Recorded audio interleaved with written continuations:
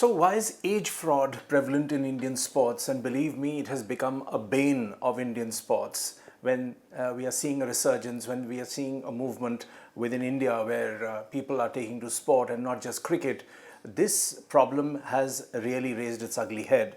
I'm going to take you through a couple of points so that you perfectly understand what I'm trying to convey.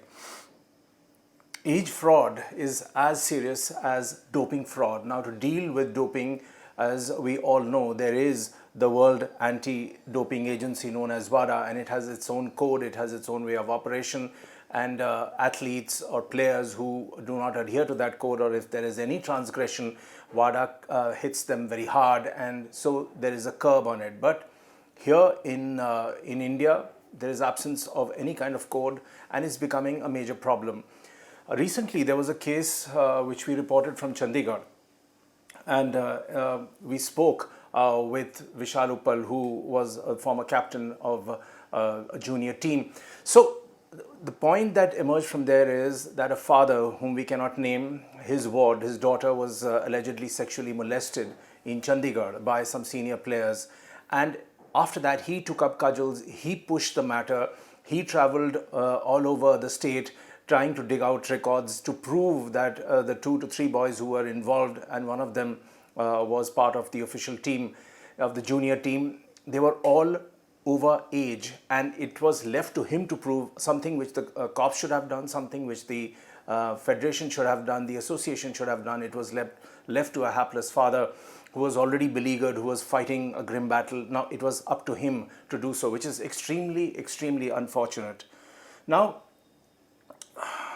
the reason is that sports bodies are often seen as rejecting all types of birth certificates, genuine as well as fake, and subject junior athletes to x-rays to determine their bone age, which is known as the bone age determination.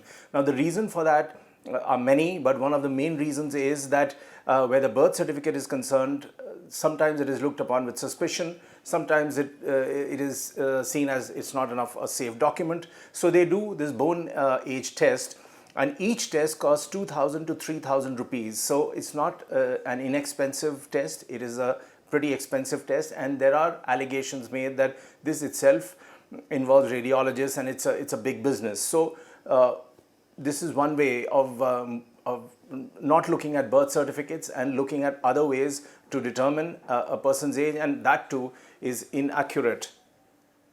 Now, there are some interesting stats here that I have. Why should you respect birth registration? Now, the birth registration status in India has improved dramatically. Going by 2013 statistics which I have before me, the level of birth registration is 95.6% at the national level. Urban registration is 98% and rural is 95.5%. So these numbers are pretty high. Even in tribal pockets, the figures are pretty high. In addition, 17 states and union territories have achieved the target of 100% birth registration, which is the good news. Now, the bad news is that this birth registration certificate should be taken seriously, and unscrupulous touts who are manipulating the system, trying to push overage kids into a different category, has to stop, because it is creating a lot of problems.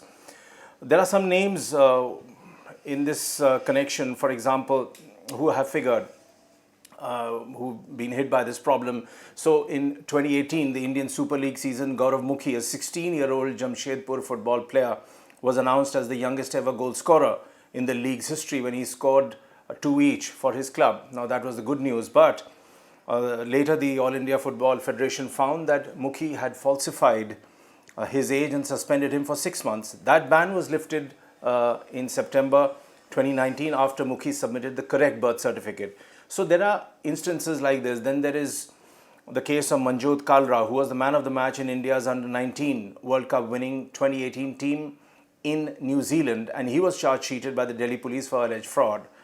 Since Kalra was a minor at the time of committing the offence, his parents are also named in the charge sheet.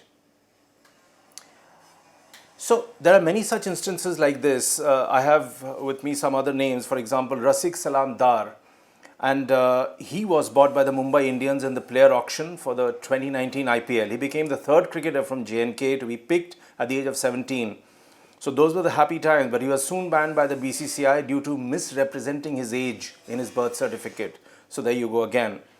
Now, in Khelo India Youth Games, this problem raised its ugly head. So we had a a weightlifter whose real name has not been revealed. He came up with his Aadhaar card that declared him to be eligible for the under 17 category. So obviously, when this whole incident was unraveled, everything blew up. We had other 5 to 6 people trying to emulate this gentleman and trying to play the same hand, and they were all caught. Why do they do this? They did it because of the 5 lakh sponsorship and the scholarship which was being offered there. So if there is money involved, people will do anything to try and get in. It is a system that needs to be much stronger. There is another point of view here that while you are making the system stronger, do not block young talent from coming in, because if you do that, then not only will that sport suffer, you might deprive a young talent for playing for the country. So, and this point has been echoed by none other than Vimal Kumar, the former India coach in badminton, and he had trained Nehwal also. So he said, to quote him, banning a player for 2 to 3 years is not right, because suspending them will kill a talent. So this is something to remember. This is a very emphatic point. By the way, this problem is obviously not just confined to India. It has happened in football internationally, in the under 16, under 19, and cases have come up, so much so that mandatory use of MRI, which is magnetic resonance imaging, was introduced by FIFA in 2009, which helped ascertain whether players are overage or not, and were considered 99% accurate till the age of 17. So India can look at this, at taking this point and maybe adopting it here. There could be financial issues, but this is certainly a very important way of going ahead. Now,